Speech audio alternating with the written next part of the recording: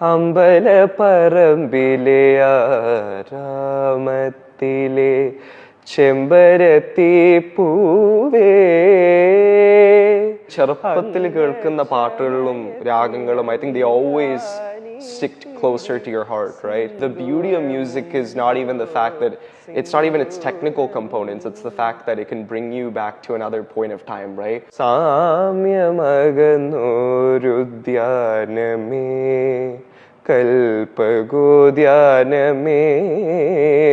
നിന്റെ.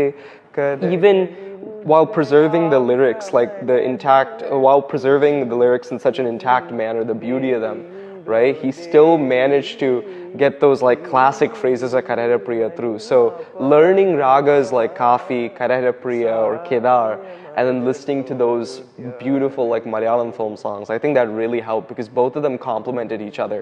സ്വപ്നങ്ങളെ നിങ്ങൾ സ്വർഗകുമാരികൾ. Yesudas sir, Devaraja master, Bhaskara Mash, Babuka, Dakshinamurti Swami, we used to hear those all the time, right?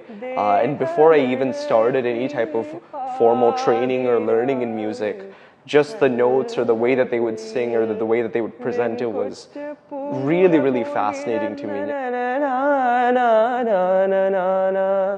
നൃത്യദൂർജടി ഹസ്തമാർന്ന തുടി തന്നുത്താളടുണ്ടും രവം ധനിത പപ തത്വത്തിൻ പൊരുളാലപിപ്പു മധുരം സത്യം ശിവം സുന്ദരം സഗപ സത്യശിവ.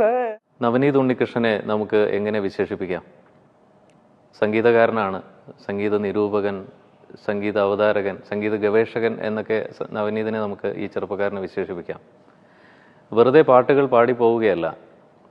അതിൻ്റെ രാഗം, അതിൻ്റെ സ്വരസ്ഥാനങ്ങൾ, ആലാപന സവിശേഷതകൾ, മറ്റു ഗാനങ്ങളുമായുള്ള ചേർച്ചയും വൈവിധ്യവും, എന്തിന് സംഗീത സംവിധാനത്തിൻ്റെ സൂക്ഷ്മാംശങ്ങൾ വരെ പറഞ്ഞ് പാടി വിശദീകരിച്ചുകൊണ്ടാണ് നവനീതിൻ്റെ അവതരണം. ഇരുത്തം വന്ന ഒരു സംഗീതജ്ഞാനിയെ പോലെ നവനീത് ഇങ്ങനെയൊക്കെ ചെയ്യുന്നത് വെറും 20 വയസ്സിലാണ് എന്ന് മനസ്സിലാക്കണം.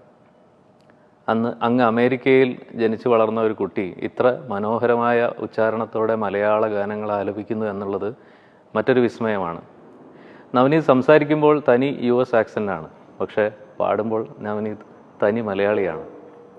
നവനീതിൽ നിന്ന് ഇനിയും ഒരുപാട് സംഗീത വിസ്മയങ്ങൾ നമുക്ക് കേൾക്കാനുണ്ട്. നാട്ടിൽ കുറേ പരിപാടികളുടെ തിരക്കിലെത്തിയ നവനീത് അല്പനേരം നമ്മളോട് സംസാരിക്കാൻ ഇപ്പോഴൊപ്പമുണ്ട്. നവനീതിന് മനോരമയുടെ സ്നേഹസ്വാഗതം. Thank you. നമസ്കാരം.